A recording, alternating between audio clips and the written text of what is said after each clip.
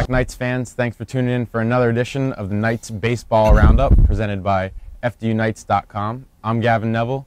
We're joined by the head coach, Gary Puccio. Coach, we haven't scared you away yet? Not yet. How are we doing there, Gavin? Doing well. Good. Let's get started. We had a really good week on the diamond, taking 3 of 4 from Quinnipiac, beating Manhattan, your old school.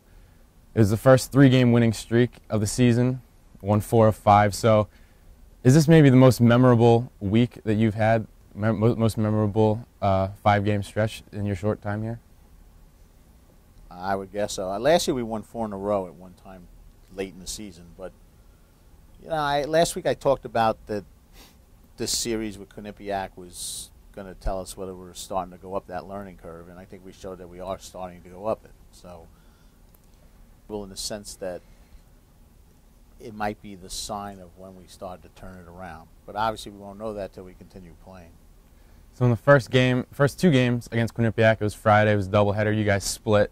The first game was a win, and Craig Warner gave you 6+ innings.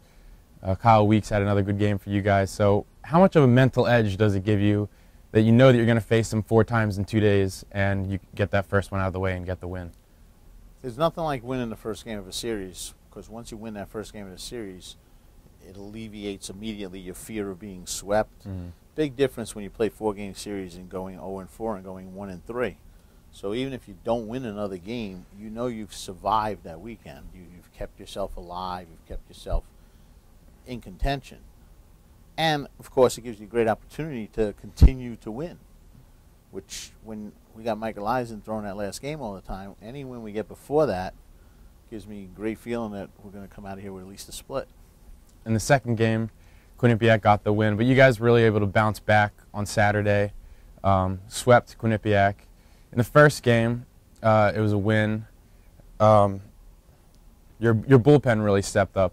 Snyder came in with 5 outs. Jordan Ritz had a bounce-back day after kind of having a slow Friday. So how did you think you guys were able to turn it around? Yeah, that was the first game was Brandon Butler's start, and it was, I think, 4-3 in the 4th when we took him out. And Brandon's going to be an outstanding pitcher here. I have no doubts about that. But he's still a freshman, and freshmen still make mistakes that I even call freshman mistakes. And we were up 4-1. He tried to pick a guy off first, threw a ball down right field line. The guy gets third. All it takes now is a fly ball to score him. So we gave away a couple of runs that I felt we shouldn't have. And I wanted to get him out of here feeling confident about his performance, because he did leave with the lead and trying to get him his first college win. And I've banked on Khaleesi, Perline, and Snyder, and I don't know how many times. I mean, I've got to be careful I don't overuse them, but I know I mean, Khaleesi's pitched in 10 or 11 games already, and Yoner and Snyder have pitched in maybe 9. I mean, they're right behind them. Right. I've gone to them like crazy. They did a great job. Khaleesi came in and just slammed the door. It was 1-2-3, struck out the 3rd guy. Yoner ran into a little bit of trouble. I think it was first and second, 1 out. And I brought Snyder in for a 5-out save, and he retired every batter he faced. And the kid's 4 for 4 saving games for us. So they've stepped up, and the more experience they get and the more I've thrown them out there, the more confident they seem to be. So I'm very excited about that bullpen. They're all freshmen. They're going to be here for 4 years, and they give me no reason to think that that's not going to become a strength for us. In that last game, you really didn't need the bullpen that much. You had Eliason on the mound, went 8 innings. And also the offense stepped up. You had 5 players with 2 hits. So what do you like about closing the series strong like that? Like I said, when you're pitching Mike, you know right away you've got a shot at winning the ballgame, because he's just been absolutely outstanding here. I had told Mike, because of his last start where I'd thrown him 100 and whatever pitches, that I was going to make sure I kept him to 100 this game. You know, and then, of course, doggone the kid's out there pitching a 1-hitter. Yeah. And I'm like, now what do I do? He's pitching a shutout. He's pitching a 1-hitter. I really, you know, it's 11-0. We don't need him on the mound right now. Right. But at the same time, I don't want to yank him, because he's got a shutout going and a 1-hitter going. And then he struck the kid out, and the ball got by, and the kid ended up being safe at first. And you can see he kind of, his balloon kind of busted on that, and gave up a couple of hits right after that. So I was able to get him out of there. I think it was 11-2 at the time. He's money in the bank. He really is. It's a great feeling to know that that's the kid pitching my last game all the time of the series, that he's going to give us a very solid shot of having a chance to win. And then on Monday, the NCAA comes out with the rankings for hitting and defense. You guys checked in at 14th on defense. I know that's something that you love, but how much confidence does that give your pitchers knowing that they don't have to strike everyone out, that the people behind them are going to catch the ball? I wish my pitchers would learn that a little better. That's one of the things that the freshmen are still struggling with, is we definitely walk a few too many guys. This team catches the ball. I counted in the Quinnipiac series 7 catches in the outfield that I thought were above average plays, and that doesn't count. I mean, Ryan Cressy made 3 plays in the infield that were Derek Jeter style plays in the hole.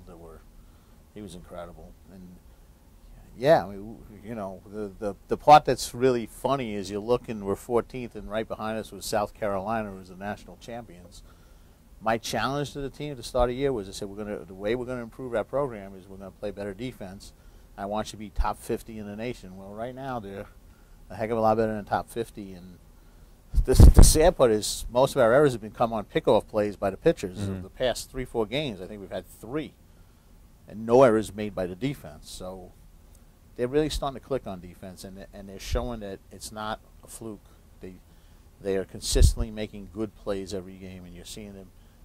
There isn't a game that goes by anymore that there's not some sparkling play either made by an infielder or an outfielder.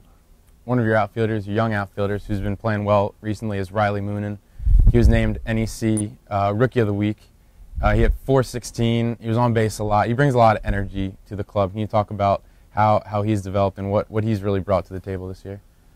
He's a very coachable kid, and he's definitely bought into our offensive approach. He's doing a lot of good things, and you could just see the confidence growing in him. He is a terrific center fielder. He made a play at Quinnipiac that, to me, is still one of maybe the top 5 plays I've seen in my career. With it was back to the plate, a Willie Mays style back to the plate leap catch. It was just incredible. And you don't appreciate how good Riley, Jordan, and Shane are until you see them on a bigger field, because obviously on our field there isn't as much ground to cover, but you see them play at some of these bigger parks, and my God, they get the balls. Jordan Ritz made a catch in that series on a ball that, as soon as it hit, I said, well, that's a double in the gap. And somehow Ritz came out of nowhere and he catches the ball, and Riley's done that all year long, and he just constantly keeps improving. His high school coach is Kevin Rockwell, who's Dick Rockwell's son, and Dick Rockwell, former coach at Lemoyne, one of the winningest coaches in Division I. His coach told me that Riley played 3 sports in high school, and that he was kind of a jack of all trades by doing that, and that if we could get him focusing on baseball at this level, that he felt he's going to be a big-time Division I player, and I think that's already starting to come true. Well, Riley sat down and talked with our Kelsey Semler about what his first season with the Knights has been like. Hello, FDU Knights fans. This is Kelsey Semler with FDUKnights.com. Today I'm here with Riley Moonan, freshman on the men's baseball team. Riley was named NEC and NJCBA Rookie of the Week. Riley, can you tell us a little bit about how that feels? Well, it's an honor to get these awards. I know Shane Siebler, fellow teammate, has gotten the NEC Rookie of the Week before, and Pat McClure actually got the NJCBA award, so, I mean, it's an honor to keep it going here at FDU. And you guys are on a winning streak right now. Obviously, it was a big adjustment to play on that Quinnipiac field. It was a lot larger. Can you talk to us a little bit how you handled that? Well, our team is playing some good baseball right now, and the Quinnipiac field, had some had a weird terrain to it. It had like a hill out in like right field and right center, but it was a big field. It was a good time out there. We I was playing good baseball, and our team, was pitching well. Our team was hot at the plate. Eric Anderson was getting 4 hits a game, so it was fun out there. And you were a 2-sport athlete in high school, basketball and baseball. How has that been adjusting to only playing 1 sport now? Well, to be able to focus on baseball is it's obviously a big step into my development as a player. I still love basketball. I'm a big Syracuse fan from Syracuse, but just focusing on baseball is a big help towards how we grow as a team, and it's different, but I've gotten used to it by now. So. And finally, what are you looking forward to most for the rest of the season? We're making playoffs this year. That's what I'm looking forward to. I want to see some fans at our games coming up. Sounds good. I like that attitude. Once again, this is Kelsey Semler from FDUKnights.com. Back to you, Gavin. Thank you, Kelsey. And then on Tuesday, you guys returned home after being away for a while, and you faced your old team, Manhattan. Came away with a 7-4 win. Matt Holtzman had a great game for you guys. But what does that mean to you personally? I know we talked about it a little bit last week about what it would mean to beat them, but what does it mean to come away with a win? I did say that it's a non-conference game and I had to temper my personal feelings for the game, but I guess as the game was being played, I realized that wasn't going to be really possible. Mm-hmm. I know before the game, I just said to them, I said, look, it's a non-conference game. The idea in non-conference games is just work on things and try to get better, and if we win, great. If we don't, no big deal. But I did say to them right before the game, I said, look, I said, I'd be lying if I didn't tell you this one's special. So, and a couple of them came over to me and said, we're going to get it done today. And they did, which was just a great feeling. I mean, I love Manhattan College. I'm never going to say anything bad about Manhattan College. They gave me my start at Division I, and as I've said, I'm lucky enough to be credited as the guy who built their program. And it was just pretty nice to be able to say, well, now I beat their program. So, and not that I beat their program, my guys went out and beat their program. So, yeah, it was special. Hopefully you can keep that going this week. You play another NEC series against Sacred Heart. They won the NEC last year. So what are the challenges that you see with facing one of the top-tier programs in the conference? Well, once again, it's like playing Monmouth. You're playing a quality program that's been successful for a long, long time. They know how to win, and we're still learning how to win. And I think we've done a good job of learning it this past week, and hopefully we can make that carry over into playing Sacred Heart. We gave them some real good games last year. We lost, I think, 9-5, 8-5. I know we lost the last game 11-10, which was totally my fault. We were up 10-7 in the 8th. Zach Kissling had given up, he had 2 out, nobody on. Gave up like 4 hits in a row. It was like 10-7, bases loaded. And I didn't bring in Spencer. I waited one more batter, and sure enough, the ball's hitting the gap, and all 3 runs scored and tied the game. So it was totally my fault. So I kind of owe my team one. That's how I look at it. So hopefully this weekend I can coach well enough that I can get one back from them, because I definitely cost them one last year. And they're a good program. I mean, they obviously are defending champions. Obviously that says everything you need to know. God willing, we're home. We're starting to learn how to win. Hopefully we can make a statement this weekend. Again, freshmen, A games, F games, seen them both. You never know. You just never know. Does playing Monmouth in the opening series kind of take the pressure off you guys because you know what the top teams will bring to the table? I think so. I think it made them realize that we're not that far away. Mm-hmm. We're not close yet, but we're not that far away. And if you're not that far away, if you can play a B game, you're going to have a chance. Quinnipiac, I think we played 4 solid B games for the most part. Monmouth, we played an A game on Sunday. It'd be nice to play a couple of those this weekend. Well, Coach, good luck.